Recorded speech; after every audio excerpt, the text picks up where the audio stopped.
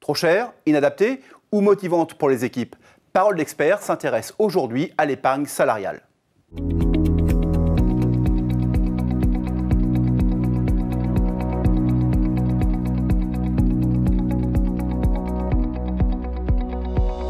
Bénédicte, bonjour. Bonjour Christophe. Alors, pour beaucoup de dirigeants de TPE, l'épargne salariale semble réservée aux grandes entreprises. Trop chère, trop complexe, trop collective, en un mot, inadaptée. Oui, c'est vrai Christophe. Et pourtant, si on utilise bien ces dispositifs, l'épargne salariale peut aussi être un outil qui permet de fidéliser et de motiver ses équipes. Et on va voir que ça peut être à moindre frais.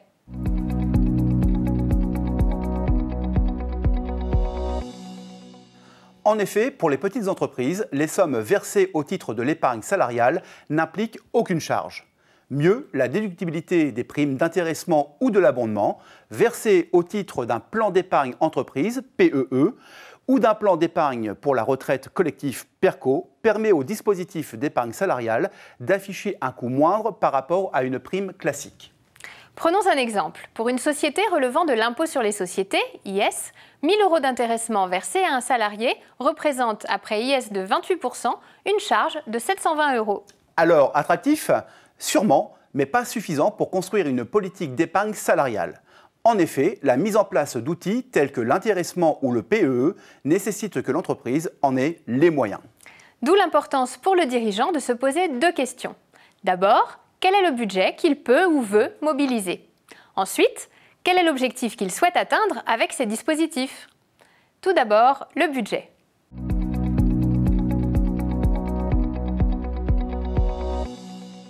Il faut savoir que même avec zéro forfait social, l'entreprise doit assumer une charge supplémentaire proportionnelle à son effectif, dans la mesure où tous les salariés vont en bénéficier. Ajoutons que l'épargne salariale ne peut pas se substituer à un élément de rémunération en place dans l'entreprise. Il est donc clair qu'un contrat d'intéressement doit être envisagé comme outil de partage d'une partie des bénéfices de l'entreprise. En clair, il s'agit d'optimiser l'implication des salariés et non pas de faire de l'optimisation fiscale et sociale. D'ailleurs, Bénédicte, ces outils collectifs ne doivent pas se substituer à une politique de rémunération individuelle, faite d'augmentation de salaire ou de primes qui récompensent une compétence ou une performance individuelle.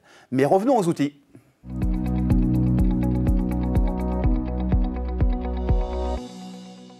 Les outils collectifs disponibles sont multiples. D'un côté, il y a les dispositifs qui favorisent l'épargne à moyen terme ou la retraite. Ils sont pilotés par le dirigeant qui décide de verser ou non de l'abondement, ainsi que le niveau de cet abondement. De l'autre côté, nous avons l'intéressement et la participation. Les versements sont aléatoires, voire inexistants, car définis en fonction des résultats de l'entreprise. Et c'est ainsi, Christophe, qu'on en revient à la question de l'objectif de l'opération. Car chaque outil répond à une finalité différente.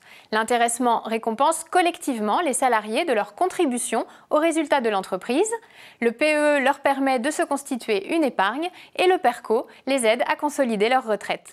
Autant d'objectifs qui ont une même finalité, impliquer et fidéliser vos salariés. En résumé, l'épargne salariale ne s'adresse pas qu'aux grandes entreprises. Les TPE peuvent aussi faire bénéficier leurs employés de ces gratifications à moindre coût. Des dispositifs qui nécessitent cependant que l'entreprise en ait les moyens, car ils ne peuvent se substituer à une politique de rémunération individuelle. Nous vous donnons rendez-vous le mois prochain dans Parole d'expert pour de nouveaux conseils pour réussir la gestion de votre entreprise. À bientôt!